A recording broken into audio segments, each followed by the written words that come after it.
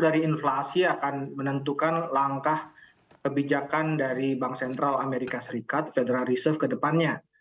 Artinya perkiraan yang ditunjukkan pada dot plot di bulan Juni 2023 itu mayoritas dari anggota The Fed memperkirakan tingkat suku bunga pada akhir 2023 akan berada antara 5,5 hingga 6%. Seperti tadi yang Mbak Safrina katakan, kemungkinan bisa naik hingga 50 basis lagi. Tetapi itu semua akan tergantung dari outlook inflasi di Amerika yang saat ini masih bertahan di kisaran 4-6%, tergantung indikator inflasi apa yang kita gunakan. Kalau saya melihat juga di suku bunga jangka pendek sudah lebih tinggi dibandingkan inflasi, dan hal ini adalah hal yang positif untuk menekan angka inflasi. Tetapi sayang sekali kalau kita melihat suku bunga jangka panjang dari US dollar, kalau kita lihat dari indikasi di US Treasury, yield itu ternyata masih lebih rendah dibandingkan outlook inflasi. Jadi memang dengan kondisi seperti ini akan sangat sulit untuk menekan turun inflasi Amerika kembali ke target ideal, yaitu di level 2%. Baik, jadi memang masih akan ada kenaikan dari ekspektasi dari Fed Fund Rate dengan inflasinya juga masih stubborn di 4% ya.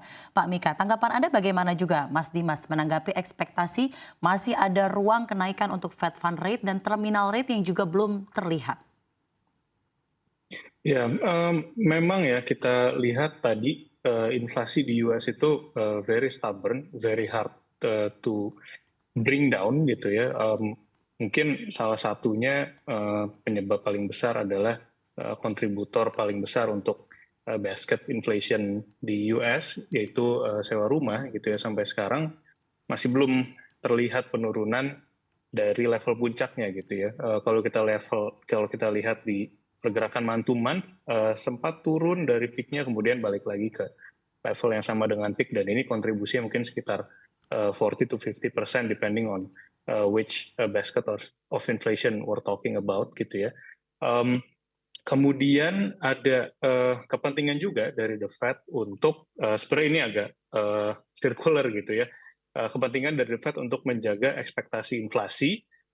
Salah satunya adalah dengan cara menyampaikan statement yang hawkish seperti kemarin gitu ya. As we know, sebelumnya juga pernah di-mention gitu ya oleh Powell, bahwa kalau misalnya financial markets-nya itu rally, itu bisa dibilang in a way adalah seperti ini ya, atau monetary easing gitu ya, ada tambahan supply liquidity di market.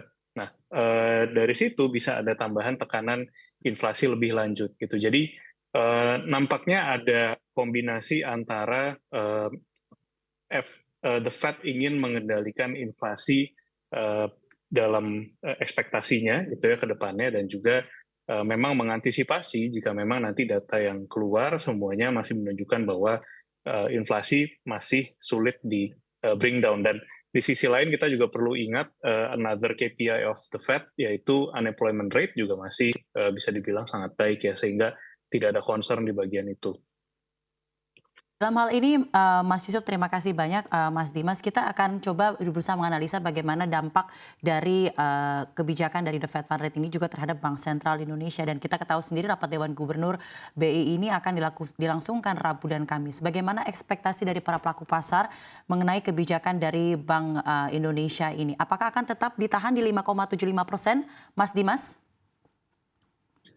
Menurut saya kemungkinan untuk akan ada surprise gitu ya, artinya ada pergerakan naik atau turun dari level sekarang sangat kecil gitu ya. So far BI sangat baik dalam mengkomunikasikan ke market gitu ya, kira-kira arah pergerakan kebijakan mereka seperti apa, dan sampai sekarang juga belum ada kebutuhan gitu ya, kebutuhan untuk BI melakukan adjustment terhadap suku bunga acuan kita atau BI 7 days reverse repo rate gitu ya. Rupiah memang mungkin kalau kita lihat menjadi salah satu fokus juga untuk BI dalam menentukan suku bunga acuan kita, dan mungkin the last 6 months gitu ya, karena saat ini spread antara BI 7 days reverse repo dengan Fed rate, terutama mungkin upper range-nya Fed rate itu cukup rendah gitu ya. Tapi kita lihat rupiah so far masih pergerakannya masih cukup masih cukup dalam range yang acceptable buat para investor dan cenderung outperform dibandingkan dengan beberapa mata uang lainnya gitu ya. Dan kalaupun kita lihat rupiah mungkin sekitar 1 bulan terakhir gitu ya, di saat US dollar index-nya ada penurunan, ada pelemahan, rupiah justru relatively melemah terhadap US dollar. Kita lihat sebenarnya pemerintah punya masih banyak ya istilahnya peluru dalam tanda kutip untuk mengcounter pergerakan tersebut. Kita perlu ingat debt to GDP kita itu sebenarnya sangat rendah gitu ya, relatively terhadap negara-negara lain misal dengan sovereign bracket sovereign rating yang sama. Baik Mas Dimas, jadi memang kemungkinan untuk surprise dari Bank Indonesia Anda rasa sangat kecil dan mungkin akan tetap ditahan di 5,75%. Terima kasih Mas Dimas. Ke Pak Mika, mungkin bagaimana ekspektasinya? Apakah juga senada dengan apa yang disampaikan oleh Mas Dimas tadi? Tetap di 5,75% konsisten? Ya Mbak Safrina, memang saat ini sebenarnya BI mempunyai ruang untuk menambah akomodasi moneter dengan pertimbangan bahwa tingkat belanja konsumsi rumah tangga dan juga tingkat belanja investasi di dalam negeri masih dalam tahap pemulihan pasca pandemi. Kemudian yang kedua juga kita melihat angka inflasi inti bertahan di dalam target Bank Indonesia, yaitu antara 2 hingga 4%, dan kemungkinan besar juga inflasi headline akan turun di bawah 4% dalam beberapa bulan ke depan. Selain itu juga nilai tukar rupiah kalau kita bandingkan dengan awal tahun juga relatif kuat, turun dari level 15.700 ke arah 15.000 pada saat ini.